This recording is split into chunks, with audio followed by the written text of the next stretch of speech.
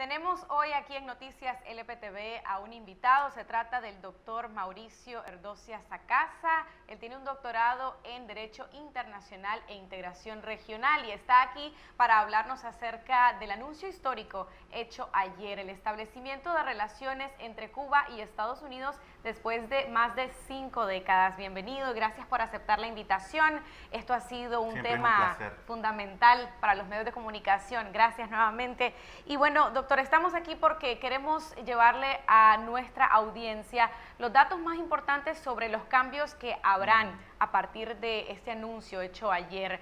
¿Qué es lo que pasaría a corto plazo con esta decisión que han tomado ambos mandatarios, tanto de Estados Unidos como de Cuba, por abrir estas relaciones diplomáticas? ¿Y qué es lo que no pasaría a corto plazo o a largo plazo incluso? Para empezar, ¿qué implica el establecimiento de pláticas y de relaciones diplomáticas? Claro, en primer lugar, creo que es una decisión que va a cambiar drásticamente en ciertos aspectos las relaciones de Estados Unidos y Cuba y las relaciones mismas con América Latina.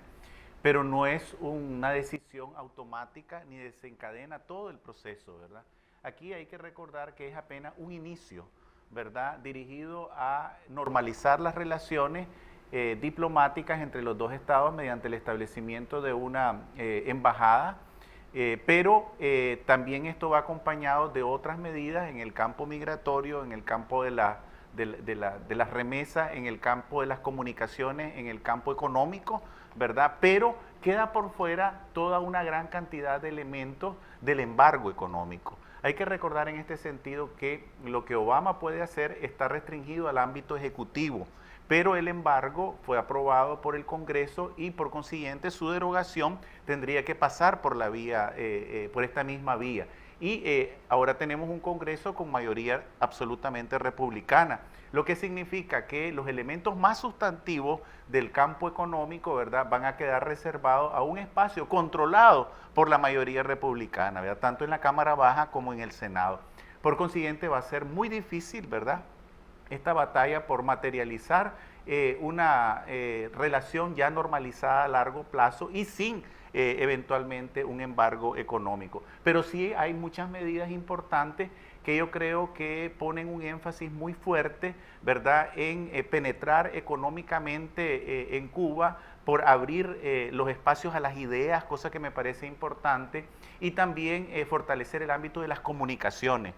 Yo creo que Estados Unidos ha expresado como fondo de esta decisión el hecho de que el aislamiento no ha conducido a cambios realmente democráticos en Cuba. Bueno, entonces yo creo que ahora es el momento de ensayar un nuevo portaaviones más en la línea económica, más en la línea de las comunicaciones, de la difusión de las ideas y del comercio, de tal manera que la transición, ¿verdad?, avance más aceleradamente hacia la construcción de un modelo verdaderamente democrático. En ese camino hay grandes obstáculos, porque no parte esta decisión de un consenso bipartidista. Eso es muy importante entenderlo.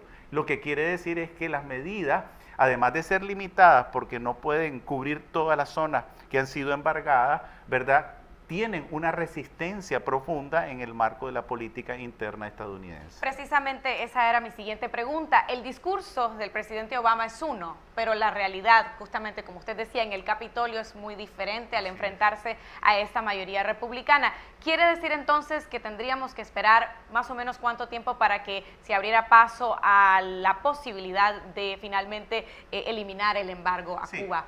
Yo creo que el punto de partida entonces, Cindy, nuestro es que esto es un proceso, y yo creo que es un proceso a muy largo plazo, ¿verdad? Yo creo que vamos a tener incluso que esperar un cambio de administración, un cambio de gobierno, pero no debemos disminuir el valor de esa decisión. Es un paso, pero apenas el primero. Es un paso, apenas el primero, pero que significa una gran transformación en el enfoque, ¿verdad? Es la posibilidad entonces de quitar aquel viejo pretexto, ¿verdad?, que se había venido utilizando de un Estados Unidos manejando una política negativa hacia Cuba, ¿verdad? Y ahora ese pretexto desaparece.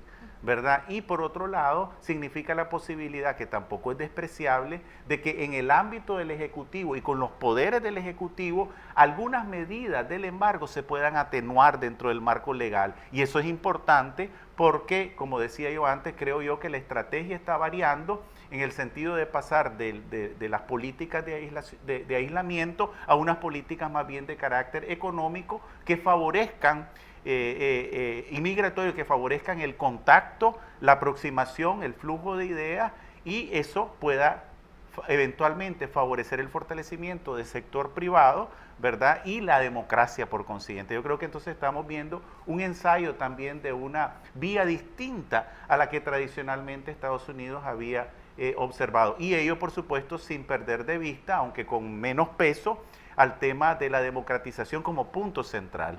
Y yo creo que también otro aspecto, Cindy, que no quisiera dejar de resaltar, es que también Estados Unidos ha emigrado hacia una política cada vez más pragmática, es la verdad.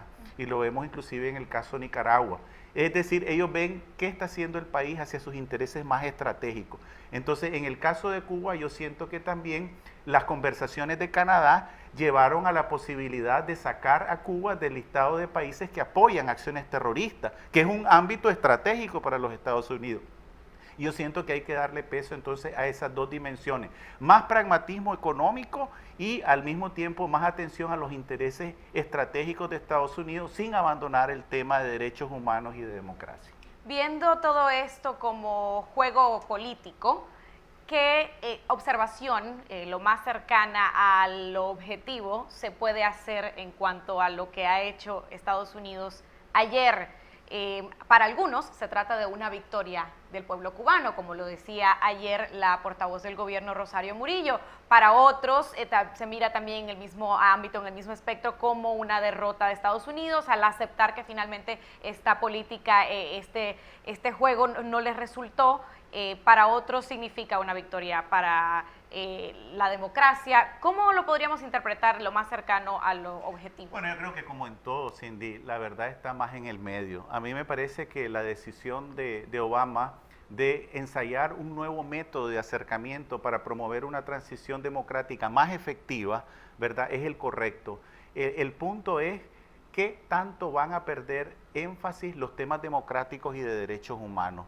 Vamos a ver entonces una política en donde los temas de democracia y derechos humanos pasan a un segundo plano frente a estos otros intereses estratégicos. Ahí creo yo que está la clave de la valoración de esta medida.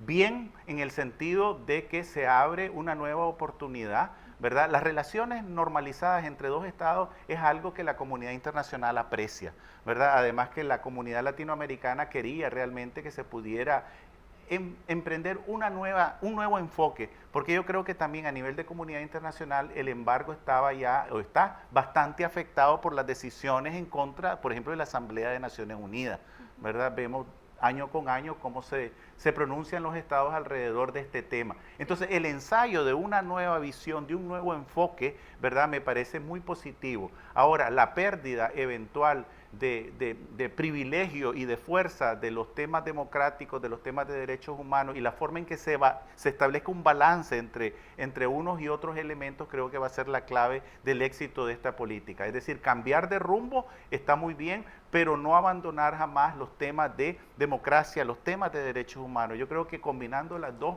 estrategias podemos llegar a un buen puerto, sin perjuicio de lo que ya hemos señalado. Es un proceso, este es un primer paso importante, introduce un cambio sensible en las relaciones Estados Unidos, Cuba y con América Latina, pero además de eso se enfrenta con el tropiezo de que no es resultado tampoco de un consenso bipartidario y que hay una mayoría republicana adversa actualmente en el Congreso, en el poder. Precisamente por eso mismo es posible, como lo dicen algunos escépticos, que esto sea únicamente un alegrón de burro, solo de momento, y que finalmente no pase nada. ¿Existe esa posibilidad? Yo por eso decía que era importante apreciar el entorno, el contexto en que se da la medida, pero no menospreciar sus efectos. Realmente, como lo estamos viendo, realmente un anuncio de esta magnitud hecho por quien detenta las facultades del ejercicio de la política exterior, que es el Ejecutivo, tiene un impacto trascendental.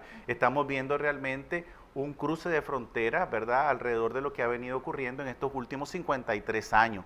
Y además con un respaldo importante, por ejemplo, de actores como Su Santidad, ¿verdad?, de Canadá, donde se produjeron las conversaciones.